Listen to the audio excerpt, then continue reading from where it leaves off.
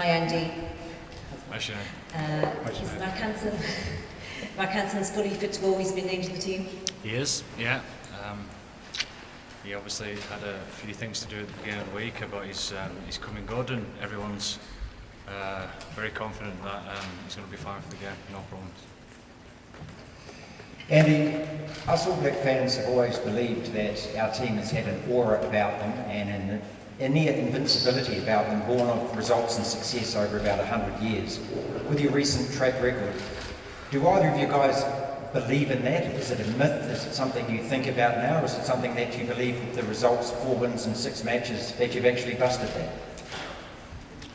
I don't think we think too much about it, because it's just about the here and now, and what's gone on in the past is irrelevant to us this week. We're just trying to get better as a team, and so are they, and rolling in the competition. So I suppose what would be at the forefront, hopefully, of both teams is the mutual respect of where both teams are sitting right now, but at the same time, the competition is where it should be for a quarter-final. I'm sure about that. Johnny, just further to that, just over here, Johnny. I know that you guys are here to do a job, and this is one game on the road to where you want to get to, but given the rivalry and given the career you've had, you've played a lot of games against the All Blacks. I just wondered what sort of personal satisfaction you might take from sending the All Blacks out of a World Cup. I haven't thought once about personally what the game means. It's all about the team and progressing in the competition. That's all we're thinking about. It's not about anything personal. You know, I've had some great battles against New Zealand over the years with Ireland and the Lions, and what you learn is every game is as tough as the last, no matter what the result. And that's what we're preparing for. We're preparing for the toughest game we've ever faced, and we're trying to put ourselves in a frame of mind that we're going to be ready for it. Johnny, how do you overcome the mental hurdle of having never made it past the quarter-final stage?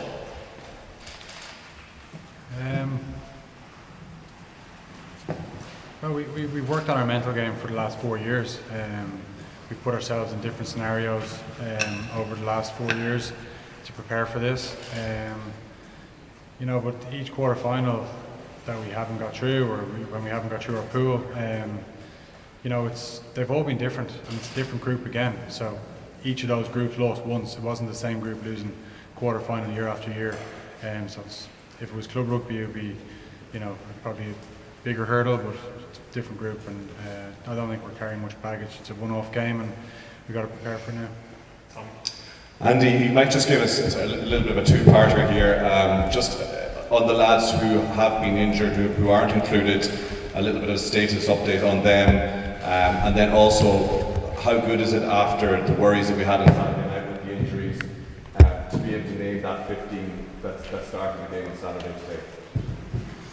Well, the second part first. I mean, people have always got injuries and bangs and knocks, and at the start of the week there's always, you know, is this going to turn around? And something turned around a lot quicker than you would expect, etc. So that's just rugby within a general week. So it is what it is. And then as far as Keith Earls is concerned, it was a little bit too quick for him this week, so he'll get back to the rehab. We're very confident that if we push on through the competition, that he'll be fit for next week. Exactly the same with Robbie Henshaw, probably a little bit too soon, progressing very well, both of them. And James Ryan, he's out with a wrist injury that has been sorted. We expect him as well to be fit for next week if we're able to get that far. Hi Andy, has the mood changed in camp now? You've come out of quite a long group stage and now into the knockout for the business end of the tournament. Well, we was in it last week, so it's the same mood. It's the big boy stuff, isn't it? It's the business end of the competition, and you know, when you get to those points within a competition, then you draw hopefully on good experiences that you've had and the experiences that we've put ourselves under. in the last 3 or 4 years there for moments like this. So we've got a very experienced group that's been through a lot, and learning to deal with weeks like last week and this week is something that we've got pretty good at. So we draw on those experiences. Hi Andy, hi Johnny. Andy, just when we spoke so much about the psychological side of the game, and you spoke about the players and the work that they have done with Gary Keegan, I just wondered, do you ever do any work as head coach when you're also preparing for a World Cup quarter-final? Constantly. I'm constantly locking myself in the room and giving myself a good dressing down.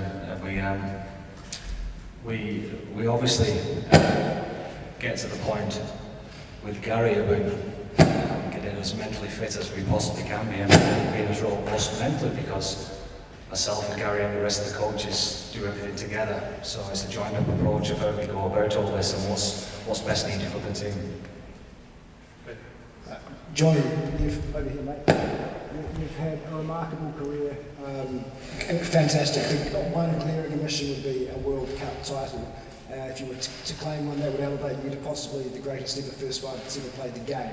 How do you try and put that out of your mind? And obviously it's something you want to. How do you try and put that pressure away from you? Take that external pressure off yourself. Do you think we should turn this off? Should I make that decision?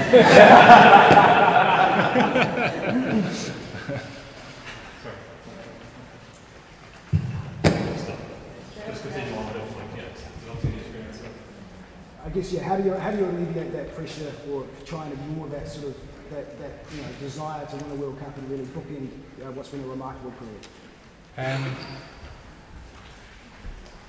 I think it's just trying to sorry, I got distracted there. I forget the full question, but trying to win a World Cup, it's something to go and get. It's not something that puts pressure on me. It's something that you dream of. Probably not as a kid, because when we were kids, we didn't dream of Ireland winning the World Cup. Where I suppose we put ourselves in a position now to go and do that. But it's something to go and get. It's not something to be pressured about. And I haven't thought about my own career, to be honest. I'll think about it more when I finish. But it's all geared up towards a massive game on Saturday, a massive challenge for this team, the biggest we faced, and we're looking forward to it. Andy, a big opportunity for Joe McCarthy and Jimmy O'Brien. How you reach those decisions and outside of your chance? Well, obviously, is this off as well? No, just it's interference. If you like holding it. I know, I do like holding it. Obviously, with James out, it leaves a spot there, and just how he's progressed and he's fighting, his want to be involved is very evident to us all throughout, not just the pre-season and warm-up games, but since he's not been playing over the last couple of weeks. We keep seeing him grow the whole time, and it's time for him to be put into a big game like this, and he's certainly going to add to our performance when he comes off the bench. And Jimmy, what you don't probably realise is that Jimmy got a knock on his shoulder during the Samoa game, and he was certainly out for the first 2 games of the World Cup for us. But there's one thing about Jimmy O'Brien: he is unbelievably smart, nice and cool and calm and collected, unbelievably fit, and he's unbelievably good at fitting in numerous different positions. So with a little bit of disruption that we've had at the start of the week, it just makes more sense for us to go with that option. Thanks. It's the last question in the live section to Kieran, and then we'll have a few questions for Ridley before finish. Joe Schmidt was pretty new into the job, and he might have done 2 or 3 games last year. Do you see more of his influence in the way this can be the team play now? Yeah, I think so. I think you can see evidence of Joe's coaching through the team. I think they've made big strides over the last 12 months. I know they've been a different forwards coach as well from when we were there. So they've made big strides. We know that it's very much a different team we're playing against. They've said it themselves, they're a very different team. So, you know, it's a big challenge. Joe knows us well. We know him well, but you know, Joe doesn't get to make any tackles or run any lines at the weekend. So we just have to worry about the players we're playing against and not too much about him. But you know, the legacy he left in Irish rugby is massive. You know, his record here is outstanding. So we'll look forward to having a beer with him after the game.